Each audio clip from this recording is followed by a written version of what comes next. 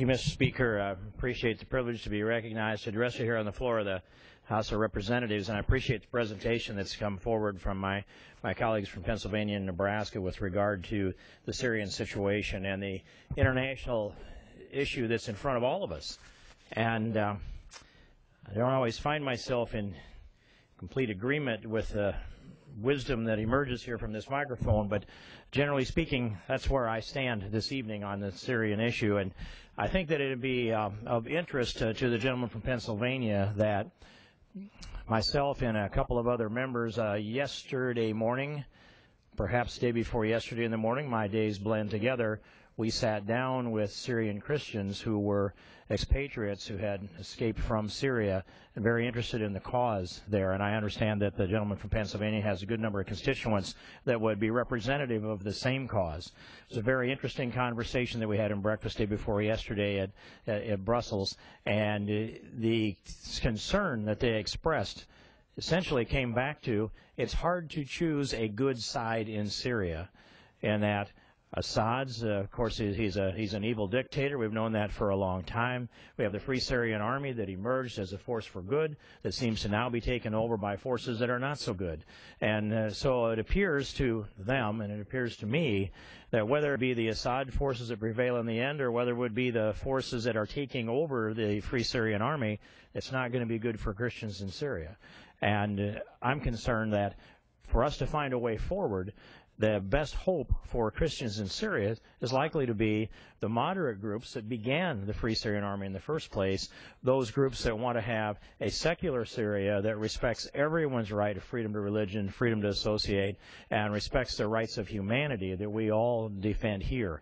And so I reiterate the statements that the gentleman from Pennsylvania has made, and we stand certainly with the Christians in Syria, but also the secular forces in Syria. However, they've been marginalized by the forces of the Muslim Brotherhood, the forces that are Assad, and the anti-freedom forces that seem to want to take Syria over and use it for their own evil aims. And so having traveled, Mr. Speaker, over into that part of the world, not into Syria specifically, but into the Middle East, and we just came back last night from a trip that was to Tokyo. We spent several days there dealing with the top leadership in Japan, including Prime Minister Abe, and then from there to the United Arab Emirates, where we had a meeting set up with a number of the officials, and the first meeting was at 11 o'clock in the morning. We were scheduled to meet with the Crown Prince about 1 or 1:30 in the afternoon. Instead, he gave us a very pleasant surprise and arrived at our 11 o'clock meeting, and we were able to have a long, engaging conversation, doors closed, which gave us a very good perspective on the Middle East and on Syria. And so I appreciate my colleagues' focus and interest on this, and mine is also focused the same. And I see by body language that I'd be happy to yield to the gentleman from Pennsylvania. I want to thank the gentleman from Iowa for his kind comments about his experiences with various folks who were in Syria. I just wanted to say one other thing, too. This past Sunday, I attended a service at my own church that has a large Syrian community. And a woman made a presentation at the church who represents she's the leader of the Presbyterian Church of Lebanon and Syria, and spoke in my church in very moderate secular tones about why she thought it was not in anyone's interest for the United States to intervene at this point in the Syrian civil war. It was a very compelling statement. Then after that church service, I stopped by another church, St. George Antioch Orthodox Church, after their services had ended, and met with some of the parishioners whose family members are over there in many cases, some of whom told me that their family members have been killed. And there was a lot of crying and wailing and deep sadness. And this is, it's quite emotional for them, as you can well imagine, that they feel so strongly that this intervention is only going to make the plight of the Christians that much more dire and difficult in Syria, and that it could lead to their ultimate extermination in many cases, their term, not mine. And so that's how serious this is to them in a country that I believe, last I checked, is somewhere between 15 to 20% Christian, although the numbers are diminishing given this turmoil. And we've seen that in many Middle Eastern countries, that the Christian communities are just not able to endure in this type of environment. So I just appreciate your interest in this issue, Mr. King, and thank you for allowing me to speak. And and keep up the work. Claiming my time, and I thank the gentleman from Pennsylvania, Mr. Dent. And I would add that there was some dialogue in that breakfast meeting with the Syrian Christians that took place day before yesterday in the morning about how there was a concerted effort to push and eradicate Christians out of all the areas in the Middle East. That seems to be something that they have embarked upon, and I know that there's a long history of it, over 1,000 years, but it's been accelerated here, I believe, Mr. Speaker, within those few years. In fact, this date of this meeting goes back to 1982 when that began, and we're hearing similar narratives about Christians that are being persecuted by both sides in this. And the population percentage in Syria of around 15 to 20% is it fits with what I'm told. I added up the data that they gave me from different sections of the Syrian Christians, and my number came to about 2.6 million Syrian Christians. And there are also about 2 million Syrians that are refugees that have left Syria and that are now housed in many of them refugee camps in the surrounding countries. About 2 million refugees out, about 2.6 million Christians in Syria or around Syria altogether. I see that as almost the equivalent of the population of the state of Iowa. And so we've watched as Assad has persecuted his people. The people that were not anybody but his political allies were persecuted by him over the years. And I remember that he was identified by the Bush administration as, I believe, an evildoer. I remember some communications being opened up with Bashar al-Assad, and that took place in sometime in 2007 or 8. And I remember some pictures that came back from there. Well, this individual now has been identified as the head of the regime that has launched chemical weapons against his own people. The evidence that we see doesn't necessarily confirm that it would be Assad himself that gave the order, but it does appear that there were chemical attacks. It also appears that there were conventional artillery assaults into the same neighborhoods that brought about many casualties, and to sort out whether they were chemical casualties or whether they were kinetic action casualties is a question that's not been answered yet. And I'm hesitant to get very far into this from a factual standpoint because of what's classified and what isn't, Mr. Speaker. But the forces in Syria, I want to make this point. It doesn't get brought out in this Congress enough, if at all. They are lined up on the side of either Sunni or Shia. And, of course, the Alamite sect of the Shia is the sect that is Assad himself, and he's supported by them. And when you look at his allies, Hezbollah, Iran, they are Shia. And if you look at his enemies, generally speaking, that his enemies are Al-Qaeda, Muslim Brotherhood, a list of those Sunni interests that have poured into Syria.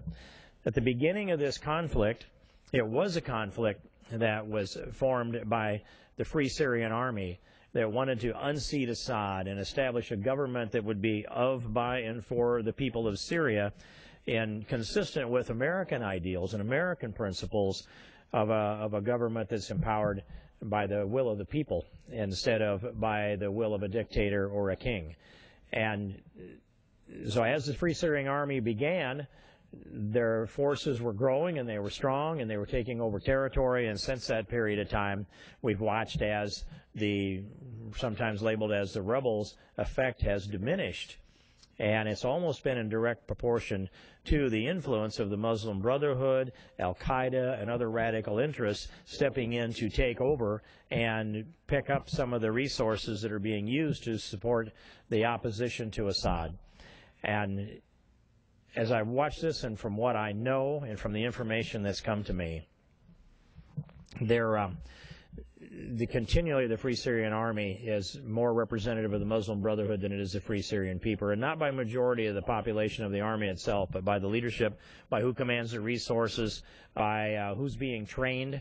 And this is now ever more clear that there's not a side that's easy to get on in this conflict and be confident that the forces are the forces of good. In other words, to identify the good guys has gotten ever more difficult month by month. It's more difficult today than it was a month ago or 2 or 3 or 4 or 6 months ago. But it doesn't mean that there aren't good influences, that there aren't good cores of people that we should be identifying with and that we should be strengthening and empowering.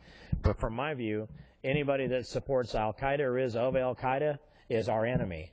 Anybody that is Muslim Brotherhood or supports Muslim Brotherhood turns out to be our enemy. The difference between Muslim Brotherhood and Al-Qaeda is they both have the same military wing. Muslim Brotherhood's got a lot broader political approach to this. But in the end, they're looking to establish the Islamic Caliphate everywhere in the world where they can and establish Sharia law everywhere in the world where they can. And they don't view individual rights, human rights, or this God-given liberty and freedom that we claim here, that our founding fathers claimed for us here over 200 years ago. They don't have respect for that. They reject it, and their approach is not compatible with human rights. So we see the sectarian interests in Syria are taking over the secular interests in Syria, and I believe that there's an ability, if we can identify the good guys, to empower them, to train them, to fund them, supply them, that there's a way to bring this around and bring it to a good conclusion. But the people that need to be in power in Syria are a long ways from power. And the people that don't need to be in power, whether it's Muslim Brotherhood side of this and the Sunni radical Islamists, or whether it be the Shia interests in Assad, are competing with each other now for dominance. They fought each other for centuries as well. There's no good result that can come easy in Syria. There is a good result that could come over a long period of time if our administration identified the people that we should be allying ourselves with, and if they could emerge as the strong force. But while that's going on, we've been offered something from Putin and the Russians that I don't think anyone expected a little more than 24 hours ago, and that is a way to avoid a military conflict and engaging U.S. forces in Syria. I will say, Mr. Speaker, that the mail that I'm getting and the phone calls that I'm getting are almost universally in opposition to going into any kind of military action whatsoever in Syria. Almost universal. All of my calls today were against going into Syria. Almost every call for the last week are against going into Syria. And it's not that I make decisions exclusively off of constituent input or American communications input. I have an obligation, and I owe my constituents, and I owe Iowans, and I owe the people in this country my best effort and my best judgment. And that includes the input that comes from them weighed more heavily than if it were not directly from my constituents. And I owe them my best effort and best judgment, and that is to go out and gather information. And I have probably the best access to the broadest amount of information of including myself among my constituents. So I owe them my best effort. Part of that best effort is to go and see with my own eyes and get into those parts of the world so that I can be fully informed, because this Congress is being called upon to make decisions that redirect the destiny of the United States of America. We should not do that in an uninformed way. We should not do that in a willfully ignorant way. And there are many things going on in the world that you cannot learn by listening to just briefings here or reading the paper. We should know from long history that you've got to drill into these things. You've got to look the right people in the eye, and you've got to verify the information that they give you. I've done that. I've done that over the last week.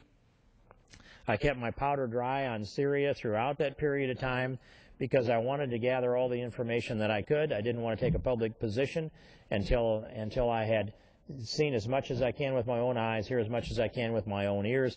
And even though we'd done a trip into Cairo and into the United Arab Emirates and into the Middle East, and we had briefings in countries beyond that, and briefings from our State Department. We met with, as I said, Syrian Christians, and we also met with refugees from Libya. We met with special forces interests and different perspectives on the Middle East entirely and different perspectives on the Syrian operation. We put that all together from the State Department's position, and I came back with that, stacks of notes on it, Mr. Speaker. But I didn't want to speak either on my Syrian position until such time as I'd sat through the classified briefing that I knew over a week ago was scheduled for 5 o'clock yesterday, and that went on from 5 o'clock until about 6:45 last night. That briefing was useful. The people that were there to brief us were Susan Rice and Director Clapper and Secretary Kerry, and we also had Secretary of Defense Hagel and also General Martin Dempsey, the Chairman of the Joint Chiefs of Staff. 5 people of the highest level you could ask for, short the President of the United States, gave us a briefing with the data that they have and what they know, and they told us what was classified and what wasn't. They told us the conclusions they had drawn and some method about how they arrived at those conclusions. But my independent assessment doesn't agree with the course of action that seems to be the direction from the President of the United States. It doesn't mean I disagree with the data that they have, but the conclusion and how to move forward I do disagree with. And I've taken a position today that if there were a vote on the floor today to authorize military force in Syria, that I would not support that, Mr. Speaker, that I would vote no. And I want to make it clear that I believe the President has the constitutional authority to order action in Syria or anywhere else. The President of the United States has to have that authority to order our military into action in an instant. Our Continental Congress was not very functional when it came to fighting a war by consensus. When they finally got through the Revolutionary War and put a country together and built a constitution that could be ratified by the majority of the states and of the 13 original colonies, and all of them in the end, they concluded that we needed to have a President of the United States who was also the Commander-in-Chief of the United States military, who was in full control of the military. And subsequent to that, there was a piece of legislation passed within the 20th century that was the War Powers Act that was designed to restrain the activities of the Commander-in-Chief, the President of the United States. Those two conditions, one, the constitutional authority of the Commander-in-Chief to order our military into battle in an instant without consulting Congress, and the other, the War Powers Act, which requires a president to come back after a period of time and consult with Congress. Those two, the Constitution and the War Powers Act, are compatible as long as they are respected by the Congress and by the President of the United States. And any time we're engaged in a long military engagement, I think the President should come consult with Congress. If it's a short operation and it's over before it can be consulted, that's consistent with the Constitution. I would point out when President Reagan ordered our military into Grenada, that was an operation that took place quickly. He came before the American people and let us know after it was launched that he had ordered military action in Grenada. It was a successful operation, and we pulled out of there when the objective was achieved. That was Ronald Reagan. When George Herbert Walker Bush, Bush 41, ordered our military into action in Panama to put an end to the dictator Noriega and the drug smuggler Noriega, that order was issued, and our military took to the field. And as that operation was unfolding, then we found out about the order of our Commander-in-Chief. This operation that's proposed in Syria is an operation that the President of the United States has the authority to order. He has the constitutional authority to do so. And if he had identified targets in Syria and was determined that that was the right course for America, the President should have then issued the order to engage our military in the fashion that his best judgment said he should. But what has happened instead is there's been a vacillation that's taken place. And he's sought to sell this to the American people while the message and the warning is going out to Assad. The red line that was drawn in the sand back during the presidential campaign, it appears that the administration thinks that line's been crossed multiple times. And if you cross a red line in the sand enough times, it gets pretty blurry over a while. Now they've decided that August 21st was the bright red line that was crossed by Assad. And here we are on the eve of the Benghazi attack, on the eve of the anniversary of the Benghazi attack. Tomorrow is September 11th, and on the anniversary, of course, of the September 11, 2001 attack, now we're negotiating with we're negotiating with Congress to get support to go into military action in Syria. My position, Mr. Speaker, is if the President thought it was a good idea, in a very limited way, as Secretary of State Kerry says, he should have done that. He should have issued the order, gotten it over with, If they're right and it's a very narrow operation, he could have pulled back and we would be done by now. But he watched as David Cameron and the United Kingdom took the issue before the British Parliament. The British Parliament voted down the initiative to strike Syria over the chemical weapons, and that put the brakes on the United Kingdom supporting us or any other entity in an operation in Syria.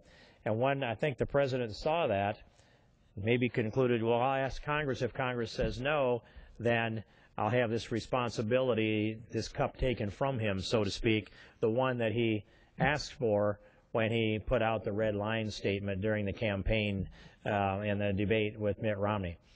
So we're now in this situation where we've had a protracted national and global debate. And in each stop around the world where we've gone into Tokyo, into the UAE, into Cairo, into Brussels, and met with multiple entities along the way, Syria is the discussion matter. But they look to the United States to lead. And some of the countries don't think it's a very good idea to go in there. But they say they'll support us anyway because they want America to succeed. They understand that if we're not strong in the world, if we don't lead in the world, then this becomes a very precarious place. And so I had it expressed to me a number of times, we don't think it's a very good idea, but if you do this, we'll support you. Or we think it's a bad idea, we have to support you anyway. But I didn't find anybody that said that they were really happy about the idea that America might strike someplace inside Syria to send a message to Assad. Some said, don't pave the road to Damascus for the Muslim Brotherhood. That the devil we know may not be as bad as the devil we don't know. Starting to learn that. So as this has unfolded, I heard the gentleman from Pennsylvania, I believe it was, mention NATO and a NATO operation. We aren't going to have the support of NATO in an operation in Syria. NATO operates off of a consensus. The 28 nations or so that are NATO now have a lot of trouble getting to a consensus. If some of those countries decide they don't want to participate, they'll just simply not commit their forces. And in the end, it comes down to what will the U.S. do, what won't the U.S. do. And we're not going to have the support of the United Nations. There's already been that effort to bring it before the United Nations, and we've got opposition from Russia and opposition from China. Now, maybe they'd reconsider. Maybe China would reconsider. Maybe Russia would reconsider. But the United Nations is not going to be there behind us, Mr. Speaker. NATO's not going to be there behind us. We will have perhaps a coalition, not of the willing, but a coalition of the unwilling, but those unwilling to allow the United States to, let's say, be embarrassed by this policy. So the best course forward appears to be the lifeline that was tossed to us within the last 24 hours by Putin from Russia. Said, let's take you up on your offer, Secretary Kerry, and see if we can gather up these chemical weapons and eradicate them from Syria. And if doing so will prevent a military strike, then let's give it a go. That's a British expression, by the way, Mr. Speaker, give it a go. Well, I'm for giving it a go. I think that's the best alternative we have. I think the military strike is a mistake because it runs the risk of paving the road to Damascus for Muslim Brotherhood and other radical Islamist entities that are part of that constellation that have been systematically marginalizing the true Free Syrian Army and empowering themselves, and some of them, with resources that we would see as back to U.S. taxpayers. So the best course forward now is to work with the Russians and see if we can get the chemical weapons gathered together. I would want Americans involved in any kind of a mission to gather those chemical weapons. I think the United Nations showed an ability to go into Iraq before 2003 and do the nuclear inspection that was there. I was uneasy with their conclusions. In fact, I didn't agree with their conclusions. But they're the force on the planet that has an opportunity to have the credibility, the global credibility. If they get to that point where they say we've got all these weapons picked up, or they'll qualify their answer, that's the kind of thing that should be going on, Mr. Speaker. But in any case, any kind of inspection team, any kind of a chemical weapon collection team under the auspices perhaps of the United Nations, so that it isn't directly under, say, Russia or the United States, but with Americans there on the ground to verify the actions that are taking place and give us a sense of credibility and confidence. And, Mr. Speaker, I'd point out, it won't work to go there and just get the job done to eradicate the chemical weapons. You must do so in a way that has credibility so that especially the American people will accept a conclusion and we can perhaps move on.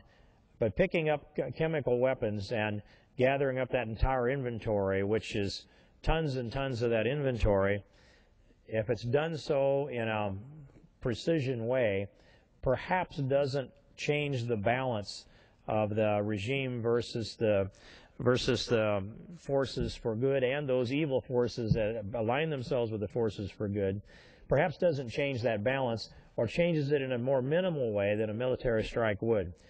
And it would send the message that we'll put an end to the abuse of chemical weapons. It's curious to me, Mr. Speaker, that this level of concern and outrage didn't seem to exist when chemical weapons were being used between Iraq and Iran during the Iraq and Iran war in the 80s.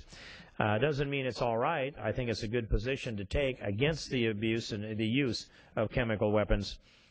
But the red line itself, as far as a reason for America to put ourselves into a military conflict in a nation that we don't have much strategic interest in, is, I think, a mistake, and I would oppose that. And we should remember, again, who are the forces there? What message does this send to the world? What have we seen happen in the Arab Spring? And the Arab Spring that has emerged now, we're a couple years into that. It looks to me like the forces that have emerged on top have invariably been the Muslim Brotherhood. And so it isn't always good to see a change within a regime or administration. We saw Jimmy Carter, President Carter, support the return of the Shah in Iran and support ousting the current power, the power that was in Iran, and put the Shah in, thinking that there would be a representation that was a religious movement. The opposition to the Shah in Iran. In any case, the Ayatollah was viewed by President Carter as being a religious movement that was a voice of the people, and what we ended up with the Ayatollah instead of the Shah was a beginnings of radical Islam within Iran. And the flow that came from 1979 until today might have been different had we have taken a different position in Iran, where we had friends in Iran, now we have enemies in Iran. And as we have developed friends in Iraq, we're watching that friendship diminish. As we develop the foundation of support in Afghanistan, we're watching that diminish. And as we see that we have been strong friends in military alliance with Egypt, and we supported Mubarak, and he was our friend. We built military operations going on in the Sinai Desert. That took place with a good number of Iowans served there, and people from probably every state served in the Sinai in operations with the Egyptians. And then Mubarak was essentially pushed out, and the message that came from our administration was he needs to leave yesterday. Well, the Morsi forces were able to push Mubarak out. They held one election. 5.8 million of the 83 million Egyptians voted for Morsi. Morsi came in as an incompetent Muslim Brotherhood, and the Muslim Brotherhood came out of that on top again, like every other situation in the Arab Spring that's unfolded the last couple of years, Mr. Speaker. Now, the best break we've seen in Egypt is that 30 to 33 million Egyptians took to the streets. Their peak day was the 3rd of July. They took their country back. And yes, they had the support of the military, and some call it a coup, but there is no constitutional provision for them to impeach the incompetent Morsi. And the Egyptian people had had enough. You can't mobilize that kind of support unless there are many good reasons. The economic shambles that they allowed to take place and the injustices that were taking place under the Morsi regime. So now we have a new leadership that has taken a hold in Egypt. And I've met with the interim president of Egypt, President Mansour, and he makes it clear he's the interim president, that they're going to hand the country of Egypt over to an elected representative government. They're going to pass a constitution that they're busy writing now, and the military will let go of their control of the country and submit to the civilian leadership that emerges in a constitutional fashion. They've laid out a time-to-roadmap, Mr. Speaker. So this is the best future that Egypt can hope for. Morsi was a mistake. He is Muslim Brotherhood. These forces are anti-Muslim Brotherhood. They are pro-Egyptian people, and I'm supporting the forces that are in place in Egypt now, and I face-to-face encourage them.